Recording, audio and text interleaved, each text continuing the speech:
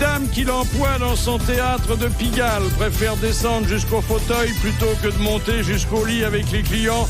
Jacques Maillot. Bravo.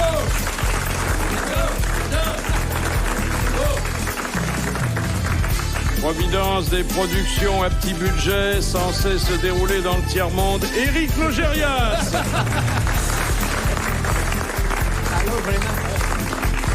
Il confirme que quand la verve est au rendez-vous, il n'y a pas de bon gros. Bernard Mabille. J'ai tous ces disques. La verve. Il ne quittera le sport que lorsqu'il en sera au dernier stade. Thierry Roland.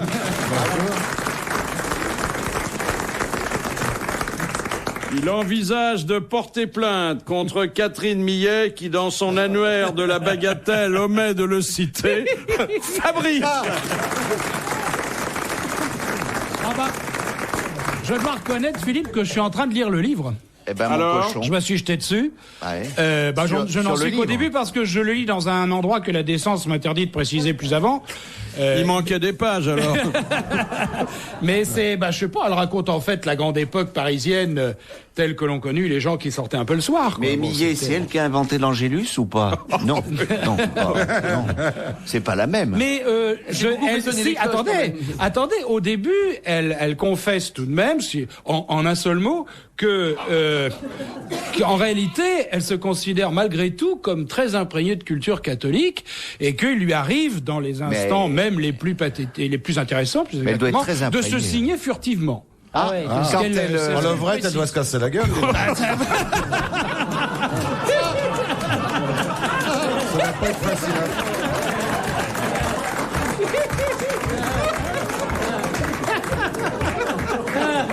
Ah, fallait le dire. Merci, monsieur Mabille. Ça prouve que tu manques d'abdominaux. Non, mais elle fait tout. J'ai pas fini le bouquin. Je sais pas si je la reconnaîtrais, si je la rencontrais dans la rue, parce que je l'ai jamais vue qu'à poil, cette dame-là. Toutes les photos que prend son mari, parce que c'est le mari qui fait les photos. Il manquerait plus que ce soit un autre, quand même, c'est une famille convenable. Oui, très convenable. C'est un vrai couple. Oui. Elle fait les poses, lui... c'est un photomaton, quoi. Oui. Ou mateur. Chaque fois qu'il lui dit que le petit oiseau va sortir, elle est prête. contente. Le problème, c'est que c'est pas toujours le sien, lui, qui sort, mais bon, il est pas Cela dit, regardant non plus. attendez, ne plaisantons pas bêtement, le personnage n'est pas inintéressant, c'est une femme qui dans la vie fait des choses tout à fait intéressantes, c'est une intellectuelle, c'est une femme qui, elle a le droit de s'occuper aussi. Mais pourquoi ce besoin de se raconter Mais pourquoi pas? Beaucoup plus intéressant. Mais tu fous Millet dans l'offre, ça prend tout de suite du... Hein? Moi, je dis, il manque une bonne salope qui couche avec tout le monde pour que ça fasse... Mais ça ne manque pas, ne crois pas ça. Ça ne manque pas. Il y en a une. Elle couche pas avec tout le monde. Ah, elle a commencé. De qui parles-tu? Dans le loft. Ah, on revient au loft. Non. Ouais, il y en a qui s'en vont, nous on y revient. Ce qu'on peut en tirer de scientifique et de sociologie, et même d'ethnographie, voire d'éthiologique, c'est que les gens aiment les gens qui leur ressemblent, les gens ordinaires. Et c'est pour ça qu'ils regardent Love Story. Parce que les gens, ils sont chez eux. Pourquoi ils regardent une émission meublée Ikea? Parce que chez eux, ils sont meublés Ikea. Ils veulent pas regarder une émission avec des meubles superbes et tout ça. Ils veulent voir des gens ordinaires raconter des histoires ordinaires. Attends, il y a une théorie complètement contraire à ça qui dit que les gens ont envie de rêver et qu'ils ont envie de voir autre chose. Avant, non, moi je me rallie à ce que dit Logérias. Aujourd'hui, peut-être ça a changé. T'as des On va demander vieilles la idées, réaction du Fabrice. public, je ne sais pas. Mais non, mais les gens aiment regarder les deux. Ils regardent les princes et les princesses et les milliardaires dans des meubles magnifiques, des propriétés qu'on n'aura jamais, à moins de piquer du fric dans la tête d'être ministre. C'est pour ça que Jospin est une petite maison à l'île de Ré. Ou alors regarde les gens ordinaires. Mais il y avait un truc formidable sur TF1 à l'époque qui s'appelait Voisin Voisine. Oui, Ils étaient lâchés dans un appartement. C'était très tard le soir. Oui, très tard. Mais ils étaient lâchés dans un appartement. C'était des comédiens qui étaient payés pour ça, mais qui n'avaient pas de texte. C'était là. Ils faisaient leur dialogue eux-mêmes. Ils improvisaient leur dialogue. C'était la même chose que Love Story, mais ça passait à 2h du matin et personne ne le Il y regardait. avait de très bons passages, notamment, vous vous souvenez, le Passe-moi le sel. Ah oui, une richesse de dialogue exceptionnelle. Mais ça durait une plombe, il se passait rien. C'était exactement ça, quoi. Tiens, je vais pisser. Mais alors enfin attendez, des gens dans la vie desquels il se passe rien et qui, pour se changer les idées, regardent d'autres gens dans la vie desquels il se passe pas. Et ben ils se disent, je suis pas malheureux. Les autres non plus, il se passe rien dans leur vie. Oui. Plus c'est con, plus ça me ressemble, plus je regarde. Et voilà, et c'est tout. Et maintenant je rentre parce que je vous ai tout expliqué. Il n'y a plus rien à dire. Mais non. Restez, monsieur Logérias, restez. Les grosses têtes dans la nuit des temps sur RTL de 4h à 4h30. Quand je suis arrivé à RTL, on avait fait une série sur les gaffes les plus terribles des de gens célèbres. Et si j'ai 2 minutes, si ça vous ennuie, vous me le dites, si je vous la raconte. Absolument pas. Vous savez que c'est toujours un bonheur quand vous m'empêchez de parler parce que je me repose un peu. Donc j'essaie de vous la faire courte. C'est pas ce que vous dites toujours. C'est pas le but de l'opération. C'est pas ce que nous a dit Madame de Fontenay. C'est un peu dans cet état d'esprit. Marcel Achard racontait qu'il était invité un soir dans une maison tout à fait respectable. Je crois que c'était à Montmartre, chez des gens qui tenaient une sorte de salon où il y avait à leur table les beaux esprits parisiens, dont lui, et quelques têtes pensantes, des écrivains, des acteurs, etc. Et puis c'était toujours des agapes assez agréables. Les gens étaient gays, on buvait bien. Et alors, qu'est-ce que font les hommes en général entre eux au bout d'un moment, quand ils ont un petit verre dans le nez? Ils parlent des femmes, bien entendu. Et alors, tout d'un coup, la conversation arrive, il y en a qui dit « Oh, dites donc, est-ce que vous vous rappelez cette fille incroyable qu'on connaissait il y a 20 ans, tu sais comment elle s'appelait, Jacqueline Martin, je ne sais plus, cette grande fille superbe, blonde, une salope extraordinaire. Ah oui, je me rappelle. Mais dis, mais toi, tu as eu l'aventure avec elle? Oui.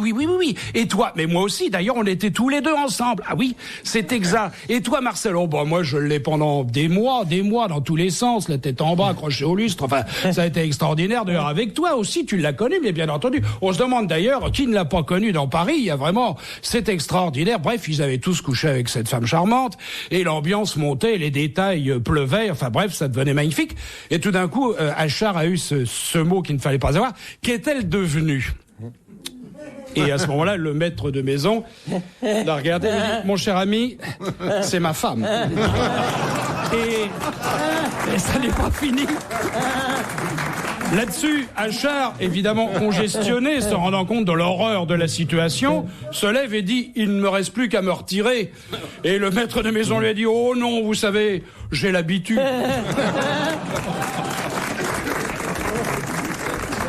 C'était mes débuts à RTL, ça finit. Oui. Qui a dit « Le cul des femmes est monotone comme l'esprit des hommes ». Eh oui. C'est d'art. Il n'aimait pas trop les dames, alors. Il adorait les dames et il en est mort. Et il en est... Félix Faure. Non. Les dames et la mimolette. C'est un vrai écrivain. Il Un faisait grand que ça. écrivain. Du 19e. Hein. Ah, du 19e. Victor Hugo. De toute façon, il n'y en a pas beaucoup. Balzac. Victor Hugo, Pas Musset, Balzac. pas... Non, il était un frénétique en plus. Un frénétique. La fin du 19e Oui, la deuxième partie du 19e. Non. Romancier ou... Romancier et Chateaubriand. Et nouvelliste. Non. Pas Chateaubriand. Non. C'est pas Stendhal, c'est l'autre, là. Ah bah l'autre, il y en a pas mal. Balzac. Hein. Non, c'est pas Balzac, c'est... Pas Balzac. c'est... Dumas. Non. Mon petit Thierry, vous qui lisez beaucoup quand vous êtes Non, je l'ai dit, Hugo. Ah, tu l'as dit, Hugo. dans vos commodités. Moi, j'ose rien dire parce que j'ai peur de C'est me pas un planter poète, sur le c'est un siècle. romancier. Un prosateur extrêmement célèbre. Flaubert. Zola. Non, mais c'était le protégé de Flaubert. Maupassant. Maupassant. Un mot pas. Excellente réponse d'Éric Logérias. Alors une petite... Ah non, une grosse tout de suite. un retour dans le passé. C'est un retour de la rigolade qui, depuis un quart de siècle maintenant, prévaut aux grosses têtes. Ça, c'est une petite histoire de Sim. Elle est toute petite, mais c'est 20 secondes de bonheur. J'ai un copain dernièrement qui me fait... avec ma femme, on a été heureux pendant 20 ans. Et alors, évidemment, on lui a demandé, et après? Il a dit, après, on s'est rencontrés.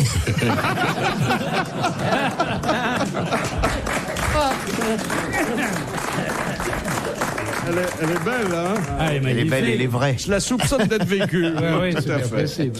La deuxième citation, c'est Monsieur Lacauve qui la propose, qui a dit « Le Dieu des chrétiens est un père qui fait grand cas de ses pommes et fort peu de ses enfants. » Qui a dit ça? Oui, pourquoi? Non, mais quand j'ai dit que c'était Pierre Lacauve, c'est celui qui a envoyé. Non, mais j'ai eu un passage à vide, ça peut arriver. Je veux dire, je suis légèrement assoupi. Ce qui se passe dans l'émission en général, c'est qu'on raconte plein de conneries. Oui, c'est ça. Et de temps en temps, Philippe Bouvard, c'est le monsieur en face. Oui, je vois bien le monsieur qui nous a dit de... Dont on voit la tête légèrement dépassée derrière la table. En général, il pose quelques questions. Vous êtes un peu nouveau pour vous permettre ce genre de plaisanterie sur nos infirmités, hein? Alors il pose quelques questions qui sont souvent des citations envoyées par des auditeurs. J'ai des lacunes, comme on dit à Venise. Il faut répondre, voilà. Ça s'appelle les grosses têtes et tu es le bienvenu. C'est cela. Donc, c'est un religieux? Non. Non, c'est un homme du XVIIIe siècle. Oh là là, encore. Il est bien mort alors. La Bruyère? Qui fut l'instigateur et l'artisan d'une publication considérable. Diderot. Diderot. Ils l'ont tous dit en même temps. Bon. Priorité à celui qui réclame. Bonne réputation. Bonne réponse de Fabrice. Et merci aux autres qui l'ont confirmé. Dans le grand studio d'RTL, le 8 mai 2001, les grosses têtes dans la nuit des temps étaient composées de Jacques Maillot, d'Éric Logérias, de Bernard Mabille, de Thierry Roland, de Fabrice, sans oublier Philippe Bouvard. Monsieur Mabille, vous passez pour être un bricoleur, fort actif à la maison. Ça m'arrive. Alors, il y a de la concurrence aujourd'hui avec ces cuisines de plus en plus automatisées. Et alors, à la foire de Paris, il y en a une qui s'appelle Vocalicine et qui permet à l'usager de faire travailler tous les appareils électroménagers, non pas en pressant sur un bouton, mais en s'adressant à eux. Voilà. Ah ouais, mais là, moi je connais ça, ça s'appelle une femme. C'est supersonique. J'ai déjà ça à la maison, moi. Alors vous dites par exemple, voilà, il y a le dialogue. Domos, tu m'entends? Ah mais c'est du latin en plus. Oui, je vous entends, répond la machine. Domos, descend le four. Le four est descendu. Domos, allume la cafetière, allume la lumière, règle l'intensité. Et Domos, il fait tout ça. Et il sort les poubelles aussi, non? Ça va pas jusque-là puisqu'il se limite à la cuisine. Ça coûte quand même 600 000 francs. Hein. Ah bon? Ah oui. Ah, quand même. Ah oui. Donc plus cher qu'une femme. Moi, ma femme me coûte cher, mais elle descend les poubelles. Et elle met le couvert. Elle met le couvert. Et elle balaye. Parfois même, on le remet. Absolument. Ah oui, non, c'est un peu chéro quand même, 600 000 francs. 600 000 balles, oui. Ah non, ça fait cher la cuisine quand même. Mais vous avez déjà la voiture qui parle. Ah oui. Moi, j'ai une voiture qui est bavarde. D'abord, il y a le GPS qui arrête pas de me dire arrête-toi, tourne à droite. Les plus rigolotes, ça a été les premières Renault.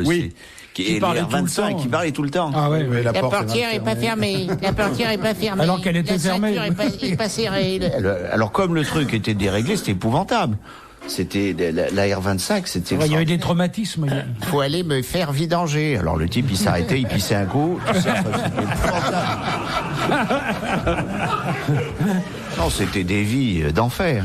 Mais le GPS, c'est très surprenant, hein. Ah oui. Parce que ça vous met vraiment à la porte de l'endroit où vous voulez vous rendre, hein. Mais ça n'annonce pas les bouchons quand même encore. Si? Non, je crois que c'est pas encore. Hein. Non, et ça ne donne pas les déviations. Non. Quoique pour se faire mettre à la porte, il y a un truc pas mal aussi, c'est la lettre commandée. C'est génial quand t'es bourré. Ouais, Péroni, il en a une, et il y a une bagnole qui parle, et Péroni, elle lui dit t'es bourré, prends un taxi.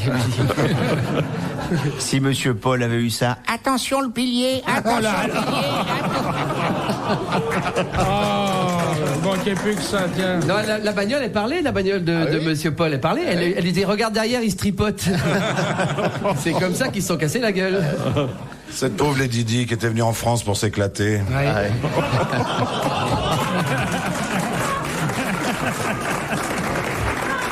C'est affreux. On peut dire que vous n'avez pas le cœur très sensible. Ah non. Eh ben voilà. Jean Dutour, nullement découragé par sa prestation difficile, disons le mot, d'hier, a bien voulu revenir. Bonjour Jean. Oui, vous pourriez dire des choses plus aimables sur moi. Vraiment. Là. Non, mais parce que... C'est pas gentil de m'accueillir de cette façon. Vous nous avez habitués c'est ça, on lui téléphone un nulard, mais on l'aime bien. Hein. à de telles performances culturelles que, bien sûr, le jour où vous dérobez un peu devant l'obstacle, on est très surpris. Oh, mais vous m'emmerdez.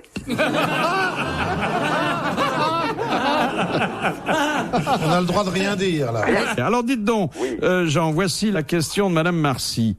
Quel était le nom de jeune fille de la maîtresse espagnole de Tallien, ex-marquise de Fontenay, déjà, et qu'on surnomma la marquise de Thermidor? Notre-Dame de Thermidor. Notre-Dame de Thermidor. Elle s'appelait Teresa Cabarrus. Teresa Cabarrus. Bravo. Excellente réponse de Jean Dutour.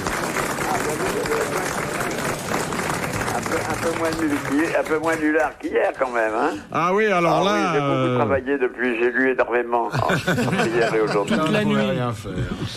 Alors attendez, parce que évidemment, je vais vous en poser une autre. Hein. Ah bah oui, faites ça. C'est pas pour vous chercher à vous mettre en difficulté, mais pour que vous confirmiez votre performance. Oui, mon petit chou.